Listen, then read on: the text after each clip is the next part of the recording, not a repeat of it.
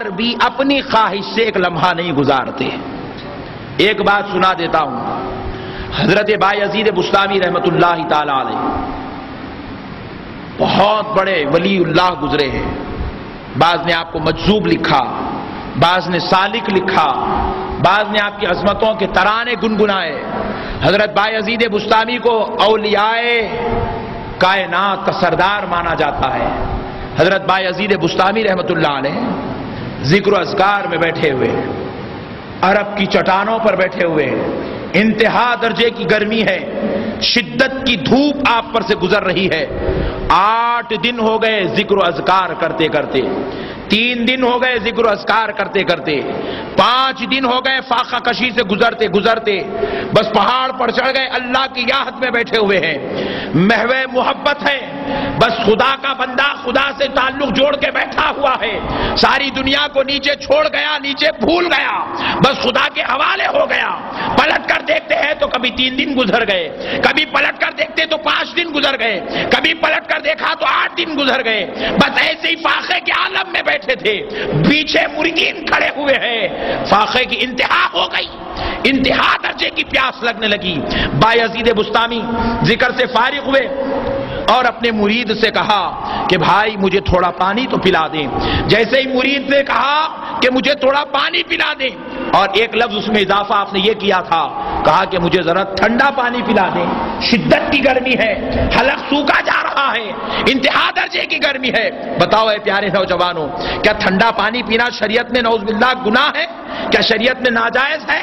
نہیں ہے. لیکن ٹھنڈا پانی امام بایزید بسطامی نے مانگا. مرید دوڑتا ہوا پہاڑوں سے اترا اور ٹھنڈا پانی لے کر اپنے پیر کی بارگاہ پہنچ گیا، پانی لے جا کر پیش کرنے لگا. بایزید بسطامی کلیہ پکڑتے ہیں، انگلیوں کو پانی کی ٹھنڈک محسوس ہوتی ہے. جب منہ کے قریب لے گئے، ہونٹ پانی کی ٹھنڈک محسوس کرنے لگے. اندر سے آواز آتی ہے، اے بایزید، پہاڑوں پہ تو زندگی گزار دیا، لیکن ابھی تیرا نفس نہیں مرا، ابھی تیری خواہش نہیں مری، ابھی تیری ہوس نہیں مری، ابھی تیرا نفس زندہ ہے، تبھی تو ٹھنڈا پانی مانگ رہا ہے، تبھی تو ٹھنڈا پانی مانگ رہا ہے. بایزید نے جیسے ہی سنا کہ میرا نفس زندہ ہے، کہ وہ مجھ سے ٹھنڈا پانی طلب کر رہا ہے، میرے نفس نے ٹھنڈا پانی چاہا، میرے اندر ابھی ٹھنڈے پانی کی چاہت ہے. بایزید بسطامی نے کلیہ منہ سے ہٹائی، مرید کو دے دی، کہا 2 سال تک مجھے پانی نہ پلانا. اللہ، کہا کہ ابھی میرا نفس زندہ ہے، اس کو میں ایسے ختم کر دوں کہ یہ پانی کا کبھی خواہش ارادہ بھی نہ کر سکے، تصور بھی نہ کر سکے، خیال بھی نہ کر سکے، مجھے آئندہ پھر 2 سال تک کبھی پانی نہ پلانا. اللہ اکبر. یہ اولیاء اللہ یہ لوگ ہوتے ہیں جنہوں نے اپنے نفس کو اتنی بری طریقے سے قتل کر دیا، اتنے زبردست انداز میں اپنے پیروں کے نیچے کچل دیا کہ پیارے بھائیوں، ان کی ذات میں نفسانیت ختم، خواہشات ختم، ہوس ختم، ساری کی ساری لذتیں لینے کے جو مادے تھے وہ سارے مادے ختم ہو جاتے ہیں. جہاں نفس ہوتا تھا وہاں خدا جلوہ گر ہو جاتا تھا، جہاں خواہش پیدا ہوتی تھی وہاں مصطفیٰ کا مسکن بن جاتا تھا، جہاں سے خواہشات اور مادی زندگیوں کے مادے پیدا ہوتے تھے ان مادوں سے آواز اللہ اللہ کی آیا کرتی تھی، اللہ کا ذکر بلند ہوا کرتا تھا.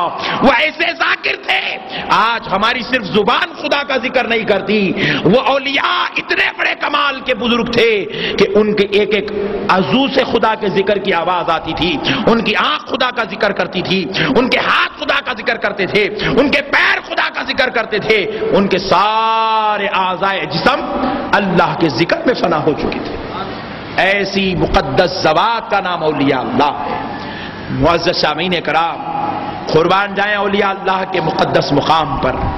دیکھیں کیا یہ اولیاء اللہ جن کے تعلق سے اللہ رب العزت نے قرآن میں ارشاد فرمایا الذین یذکرون اللہ قیاما وقعودا وعلی جنوبہم، یہ وہ لوگ ہوتے ہیں جو ہر حال میں اپنے مولا کو یاد کرتے رہتے ہیں، اپنے رب کا ذکر کرتے رہتے ہیں، ہر حال میں خدا کی محبت میں سرشار رہتے ہیں، چاہے یہ قیاماً کھڑی ہوئی حالت میں ہو تو خدا کو یاد کرتے ہیں، قعوداً بیٹھی ہوئی حالت میں ہو تو خدا کو یاد کرتے ہیں، وعلی جنوبہم جب ان کی کمریں بستروں پہ لٹ جاتی ہے، جب یہ اپنے جسموں کو زمین پر لٹا دیتے ہیں، دنیا سمجھتی ہے کہ یہ سو رہے ہیں، فرماتے نہیں نہیں یہ اس وقت بھی خدا کو یاد کر رہے ہیں، اللہ کہہ رہا ہے، ہر حال میں اپنے مولا کو یاد کرتے رہتے ہیں، ان کی کوئی ادا، ان کی کوئی حرکت اللہ کے ذکر سے غافل نہیں رہتی۔ اور ولیوں کی بات تو چھوڑیں، وہ تو بہت ہی بڑے بلند درجے کے پائے کے بزرگ ہیں۔ آئیے اس دکن کی ایک عظیم ہستی جن کو اللہ نے ولیوں کا سردار بنایا، جن کو ہمارے بزرگوں نے بھی اپنی آنکھوں سے دیکھا، جن کا نام حضور سیدنا عبداللہ شاہ صاحب قبلہ محدث دکن رحمۃ اللہ علیہ، 2 دن پہلے حضرت کا مبارک مقدس عرس کی محفل ماحول گزرا۔ معزز سامعین اکرام، حضرت محدث دکن عبداللہ شاہ صاحب قبلہ رحمۃ اللہ علیہ کے پاس ایک شخص آیا، آ کر کہنے لگا حضور میں آپ کا مرید ہونا چاہتا ہوں۔ حضرت نے کہا یہ اچھی بات ہے، ضرور ہو جائے، مرید کروائے۔ کہا حضور مجھے نصیحت فرمائے کہ میں کچھ ذکر کر لوں۔ کہا اچھی بات ہے، جائیں 2000 بار روزانہ اللہ اللہ کا ذکر کرتے رہے۔ بس 2000 بار کرنے لگا، 2-3 مہینے گزر گئے، اچھی کیفیت بن گئی۔ آ کر کہنے لگا حضور میں چاہتا ہوں کہ اسی ذکر میں اور اضافہ ہو جائے۔ کہا بھائی یہ اچھی بات ہے، لے لیں اور 4000 بار کر لیں۔ پھر اس کے بعد 4000 بار روزانہ کرتے رہا، پھر آ کر کہا حضور اور اضافہ ہو جائے۔ کہا اچھی بات ہے، لے اور 2000 بار بڑھا لے، 6000 بار کر لے روز۔ پھر 6000 بار کی چلنے لگے، ایسے ہی چلتے چلتے 10000 بار روزانہ وہ مرید اللہ اللہ اللہ اللہ اللہ اللہ کرنے لگا۔ صرف یہ ذکر ہو رہا ہے، ابھی نفس نہیں مرا۔ صرف ذکر کرنے سے نفس نہیں مرتا، نفس مارنا الگ چیز ہے، ذاکر ہونا الگ چیز ہے، نمازی ہونا الگ چیز ہے۔ آپ برا نہ مانے تو کہہ دوں، اس لیے کہ ہم نماز پڑھتے تو ہیں لیکن ہمارا نفس زندہ ہے، اس لیے ہر نمازی کو ولی نہیں کہتے، ولی اللہ اسے کہتے ہیں جس کا نفس مر جاتا ہے اور خدا اس میں آ جاتا ہے، اس کو ولی اللہ کہا جاتا ہے۔ معزز سامعین کرام، اب وہ مرید 10000 بار ذکر کرنے لگا، لیکن اب ولی اللہ کا فیض کیسے جاری ہوتا ہے؟ دیکھیں راستے میں آ رہا ہے اور کچھ اضافہ ذکر مانگ لوں، اس نیت سے آ رہا ہے، خیال آیا بھائی اپنے مرشد سے پوچھتے جا رہا ہے، کرتے جا رہا ہے، پوچھتے جا رہا ہے، کرتے جا رہا ہے، کبھی سوچا بھی ہے تو نے نادان؟ یہ اندر سے اس مرید کا نفس آواز دے رہا ہے، شیطان اندر سے پکار رہا ہے، نادان کبھی تو نے غور بھی کیا؟ خالی صاحب سے ذکر لیتا جا رہا ہے اور کرتا جا رہا ہے، کبھی غور بھی کیا کہ تیرے صاحب بھی کبھی اتنا ذکر کرتے ہوں گے؟ اللہ اکبر۔ دیکھیں ایک ہی لمحے میں اپنے پیر کا دشمن بنا دیا یہ شیطان نے۔ یہ جو خیال آیا یہ نفس ہے، یہ ہوس ہے۔ کہا اگر ایک لمحے کے لیے بھی اس پر قائم ہو جائے تو وہ لمحہ کفر کا لمحہ ہے۔